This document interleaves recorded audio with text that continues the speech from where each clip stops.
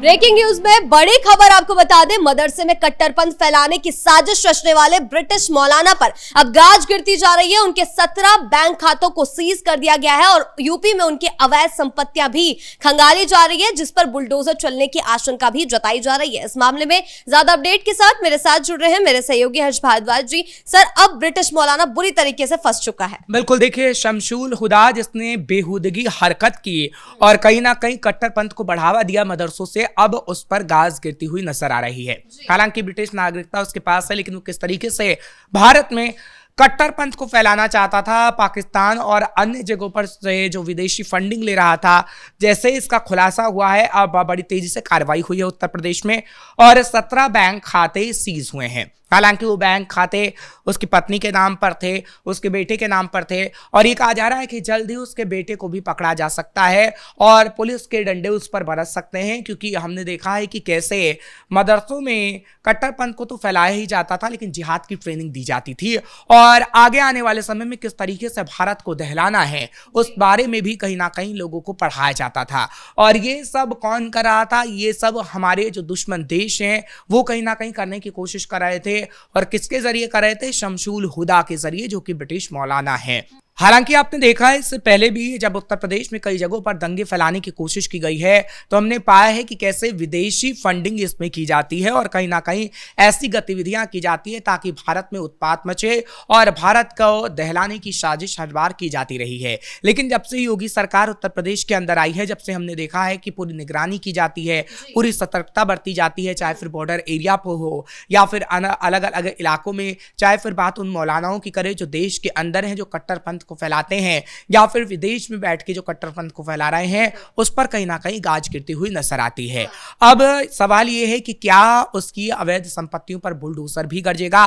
क्योंकि देखिए जिस तरीके से वो कट्टरपंथ को फैला रहा था, उसके जितने भी गुर्गे हैं, कहीं ना कहीं उसकी संपत्ति इस वक्त उत्तर प्रदेश के अंदर भी है और उन्हीं संपत्तियों पर यह कहा जा रहा है कि बुलडोजर चल सकता है, क्योंकि यह काम विदेश में बैठा मौलाना अपने गुर्गों के जरिए करता था, अपनी पत्नी और बेटे के जरिए करता था और अब आगे आने वाले समय में उसकी पत्नी और बेटे तो जेल जा ही सकते हैं, लेकिन जितने भी शागिर्द हैं, जितने भी गुर्गे हैं, उस पर पुलिस डंडा बरसाएगी। देखिए ये मामला इस तरीके से सामने आया क्योंकि हम देख रहे हैं कि उत्तर प्रदेश में धर्मांतरण को लेकर योगी सरकार सख्त है और योगी सरकार ने सख्त लहजे में कहा भी है कि अगर ऐसी कोई भी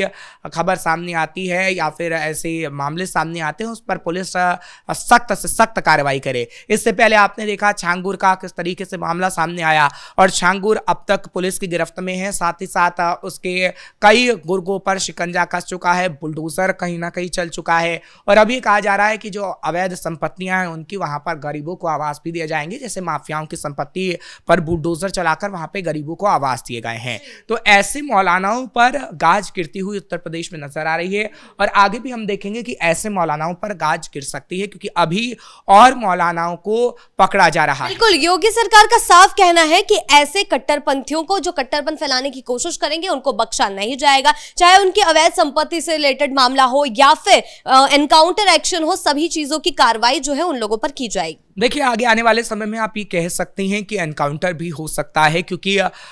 मौलाना तौकीर रजा तक को एनकाउंटर का डर सता रहा है, क्योंकि तमाम मौलानाओं का जिक्र करते हैं। आप इन्हें आप मौलाना भी मत कहिए, इन्हें आप कट्टरपंथी कहिए, क्योंकि कहीं ना कहीं जो कट्टरपंथ है उसको फैलाने की कोशिश जो ये लोग करते हैं वो ये दिखाता है कि कैसे ये वो मानसिकता कहीं ना कहीं लोगों में डालते हैं जो कि भारत के खिलाफ होती है। आपने देखा जितने भी मदरसे हैं जो विदेशी फंडिंग से चल रहे हैं और जिसे ब्रिटिश मौलाना चला रहा था, वहां पर कैसे जिहाद की ट्रेनिंग दी जा रही थी। आपने देखा कि नेपाल से सटे जितने भी मदरसे और मस्जिद थी उसको आखिर क्यों गिराने का काम किया गया। तकरीबन 22 मस्जिद और मदरसे ऐसे थे जहां पर जिहाद की ट्रेनिंग होती थी और कैसे भारत को दहलाने की कोशिश करनी और भारत में किस तरीके से उत्पात मचाना है उसकी ट्रेनिंग होती थी। और आपने देखा है कि उन सभी मदरसों को या तो सील कर दिया गया, बुलडोजर चला दिया गया और मस्जिदों को भी जो बॉर्डर इलाके पर अवैध थे उनको तोड़ दिया गया है। बिहार के अंदर भी ऐसी हमने तस्वीर देखी थी जहां पर कुछ मदरसे और मस्जिद सामने आए थे, जहां पर जिहाद की ट्रेनिंग कुछ मौलाना देने की कोशिश कर रहे थे। देखिए बॉर्डर एरिया पर क्या होता है ये कहीं ना कहीं हमें समझना होगा कि बॉर्डर एरिया पर गतिविधियां करने की कोशिश की जाती है। बॉर्डर एरिया पर ऐसे मदरसे और मस्जिद की स्थापना कर दी जाती है और उनमें जिहाद की ट्रेनिंग दी जाती है, और बॉर्डर पार से जो हमारा उस दुश्मन देश होता है वो उसके लिए विदेशी फंडिंग करता है, यानी पैसा देता है कि अब मौलानाओं को कि आप पैसा ले लीजिए और उसके एवज में आप भारत में उत्पात मचाइए, चाहे फिर अलग अलग इलाकों में हो या फिर भारत को दहलाने की कोशिश करनी हो। आपने देखा है कि अभी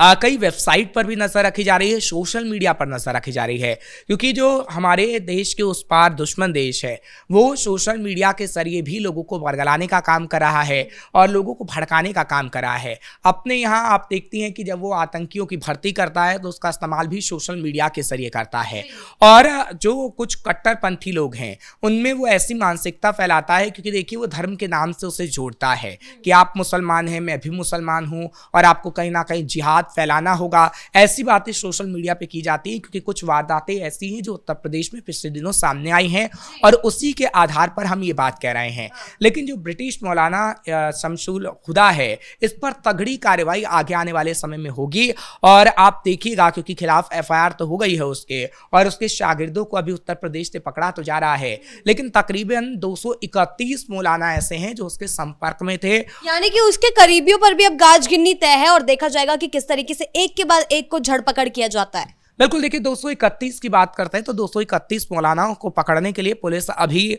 निकली है जब से ये मामला सामने आया है, और तकरीबन 10 लोग ऐसे हैं जिनके कॉलर को पकड़ लिया गया है, लेकिन अभी और ऐसे 200 लोग हैं जिनके खिलाफ मामला तो अभी लिखा ही जाएगा, लेकिन साथ ही साथ उनको पकड़कर जेल में भी डाला जा सकता है। क्योंकि देखिए उत्तर प्रदेश हो या फिर कोई भी राज्य हो, वहां पर उत्पात मचाने की कोशिश अगर कोई मौलाना करेगा तो उस पर डंडा तो चलेगा, क्योंकि इस वक्त केंद्र में मोदी की सरकार है और उत्तर प्रदेश में योगी आदित्यनाथ की सरकार है। योगी आदित्यनाथ साफ मैसेज दे चुके हैं कि हम कट्टरपंथ को बर्दाश्त नहीं करेंगे। अगर कोई भी मौलाना इस गलत फहमी में रहता है कि यहाँ पर कर्फ्यू लगेगा और यहाँ पर जैसे समाजवादी पार्टी और बसपा की सरकार में वो बच जाया करता था, वो उस गलत फहमी में ना रहे। और साथ ही साथ आपने देखा है कि जब एसआईटी को गठित किया गया है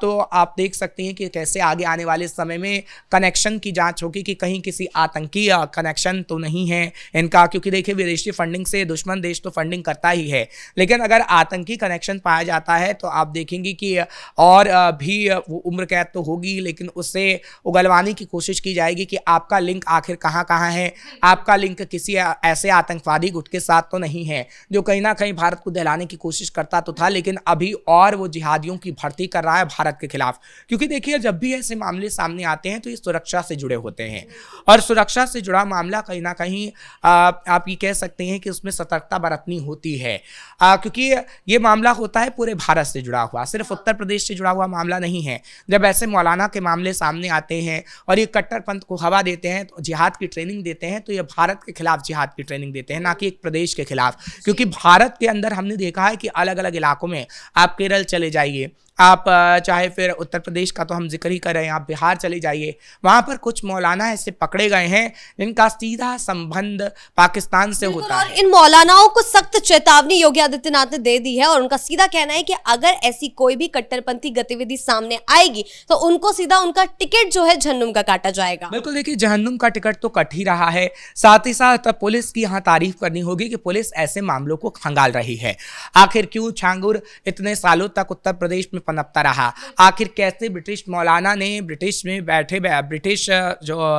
साम्राज्य के अंदर जो अपना एक काफिला खड़ा किया, अपना एक साम्राज्य खड़ा किया, वहां से वो बैठे बैठे कैसे उत्तर प्रदेश के अंदर बवाल मचाने की कोशिश कर रहा है, ये सवाल उठता है। क्योंकि समाजवादी पार्टी और बसपा की सरकार ने कभी इन मुद्दों पर ध्यान ही नहीं दिया। वो चाहते थे जैसा चल रहा है चलने दो, अगर हमने इन मौलानाओं पर कोई कार्रवाई की तो कहीं ना कहीं मुसलमान वोट बैंक हमसे नाराज हो जाएगा, और इसी चक्कर में आज तक उन्होंने कोई ऐसी बड़ी कार्रवाई नहीं की कि एक एग्जाम्पल सेट हो पाए। लेकिन यहाँ उत्तर प्रदेश में योगी आदित्यनाथ की सरकार है और योगी आदित्यनाथ सरकार लगातार एक एग्जाम्पल सेट कर रहे हैं, क्योंकि हम बार बार कहते हैं कि चाहे वो एनकाउंटर का एग्जाम्पल हो या फिर बुलडोजर का एग्जाम्पल हो या फिर मौलानाओं पर डंडे चलाने का एग्जाम्पल हो। मौलाना मतलब वो मुसलमान नहीं है जो धर्म के नाम पर आगे बढ़ना चाहता है या फिर वो अपने धर्म को फैला रहा है या फिर वो शिक्षित होना चाहता है। मौलाना का मतलब वो है जो अभी कट्टरपंथी है, क्योंकि उत्तर प्रदेश में जितने मौलानाओं का हम जिक्र कर रहे हैं वो कट्टरपंथी है और कट्टरपंथ को बढ़ावा दे रहे हैं। जी बहुत बहुत धन्यवाद अपने इन तमाम जानकारियों के लिए। तो विदेशी फंडिंग से कट्टरपंथ फैलाने की कोशिश करने वाले ब्रिटिश मौलाना की अब शामत आ गई है। देखा जाएगा कि उनके और करीबियों पर भी योगी सरकार द्वारा गाज गिराई जाएगी, क्योंकि योगी का सीधा कहना है कि ऐसे कट्टरपंथ फैलाने वालों को अब यूपी में और पूरे देश में बर्दाश्त नहीं किया जाएगा। ब्रेकिंग न्यूज में फिलहाल इतना ही। कैमरा पर्सन राजकुमार के साथ मैं शिवानी रतूड़ी, कैपिटल टीवी उत्तर प्रदेश।